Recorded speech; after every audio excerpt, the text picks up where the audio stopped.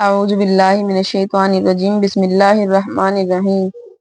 اللہ سے ڈرو، اس لیے اللہ نے قرآن میں ایک اصول بتا دیا ہے۔ اللہ تعالیٰ فرماتے ہیں یا ایھا الذین آمنوا اتقوا اللہ وکونوا مع الصادقین، اے ایمان والو اللہ سے ڈرو۔ زندگی کے ہر شعبے میں، زندگی کے ہر ماحول میں، زندگی کے ہر گوشے میں تجارت کر رہے ہیں تب بھی اللہ سے ڈرو، اللہ کا خیال رکھو، اللہ کو دھیان میں رکھو۔ کھیتی باڑی کر رہے ہیں تب بھی اللہ سے ڈرو، کاروبار کر رہے ہیں، دکان پر بیٹھے ہوئے ہیں، گاڑی چلا رہے ہیں، ہر ماحول میں اللہ کو دھیان میں رکھو، اللہ سے ڈرتے رہو۔ تو جب اللہ سے ڈرو گے اور اللہ کی قدر کرو گے، اللہ کا ہر وقت ذکر، اللہ کا ہر وقت تمہارے ذہن میں خیال رہے گا، تو آپ کو تقوی والی زندگی نصیب ہوگی۔ کوئی دیکھے یا نہ دیکھے مگر اللہ دیکھ رہا ہے،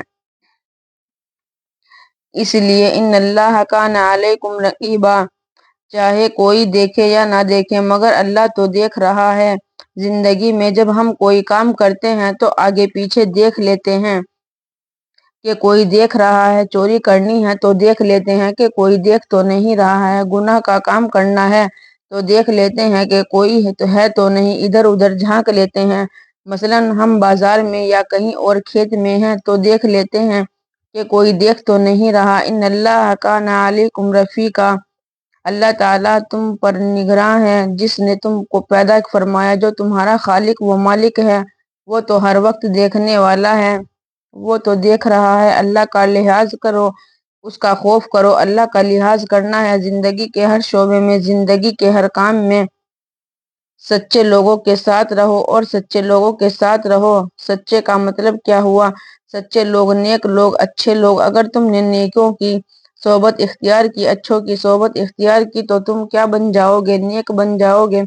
اگر کسی حکیم کے پاس رہو گے تو کیا بن جاؤ گے؟ حکیم بن جاؤ گے۔ کسی سائیکل والے کی دکان پر رہو تو سائیکل بنانا آ جائے گا۔ اسی طرح کسی مکینک کے پاس رہے تو مکینک بن جاؤ گے۔ غرضے کے جس شعبے میں رہو گے وہی سیکھ جاؤ گے، تو جس کے پاس رہیں گے اس کا اثر تمہارے اندر حلول کر جائے گا۔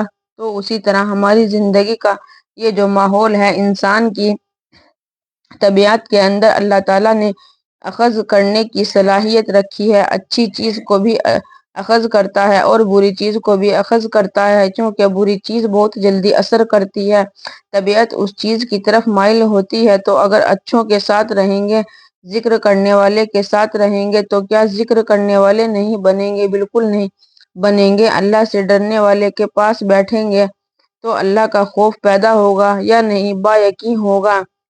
قرآن کریم میں خود اللہ تعالیٰ ارشاد فرماتے ہیں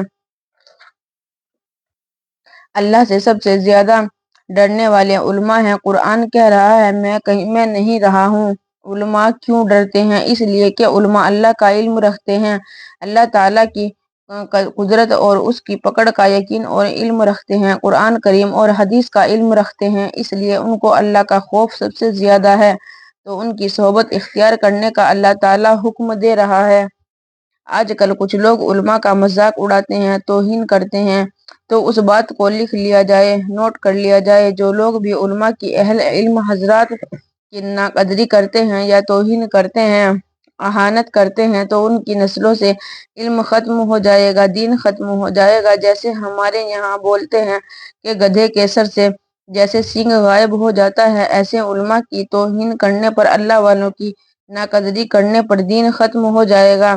اور یہ بھی بات نوٹ کرنے کی ہے کہ اگر باپ داداؤں نے علماء کی قدر کی تو ان کی نسلوں کے اندر کوئی اللہ والا ضرور بنے گا، ان کی نسلوں میں ضرور دین باقی رہے گا۔ دونوں بات نوٹ کرنے کی ہیں۔ اگر ناقدری کی ہے تو ان کی نسلوں سے علم ختم ہو جائے گا، اور اگر قدر کی ہے تو آپ کا بیٹا عالم، حافظ یا قاری اگر نہیں بنا تو آپ کی نسل کے اندر کوئی نہ کوئی ضرور عالم یا حافظ بنے گا۔ اس کے ذریعے سے ایمان پھیلے گا، دین پھیلے گا۔ اللہ کا یہ طریقہ ہے، اللہ کی یہ سنت ہے۔ اللہ اپنے طریقے کے اندر، اپنی سنت کے اندر کوئی تبدیلی نہیں کرتا۔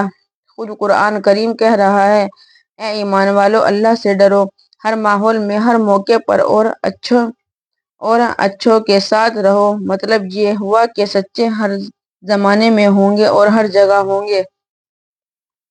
قرآن کریم کہہ رہا ہے کہ تم سچوں کے ساتھ رہو، اور چونکہ یہ آیت ہر جگہ کے لیے ہے، سہارنپور، دہلی، ممبئی اور ہندوستان کے لیے بھی، پاکستان، امریکہ اور افریقہ کے لیے بھی، یورپ کے لیے بھی، غرضے کہ دنیا کے ہر ملک کے لیے ہے۔ اس کا مطلب یہ ہے کہ ہر وقت اور ہر جگہ سچے لوگ ہوں گے، ان کی صحبت اختیار کرنی ہے۔ تو میرے عزیز، اللہ کا وعدہ، اللہ کا فیصلہ، اللہ کا پیغام ہر جگہ کے لیے، پوری انسانیت چھوٹی ہو سکتی ہے، مگر اللہ جو خالق کائنات ہے وہ چھوٹا نہیں ہو سکتا۔ قرآن کریم خود فرما رہا ہے کہ سچوں کے ساتھ رہو، ورنہ اگر ہمارے سہارنپور میں، مظفر آباد میں سچے نہ ہوں تو ہم کہیں گے قرآن جھوٹا ہے، لیکن اللہ کا کلام جھوٹا نہیں ہو سکتا۔ تو اس سے معلوم ہوا کہ یہاں سچا کوئی ضرور ہے اور ہر جگہ ہے۔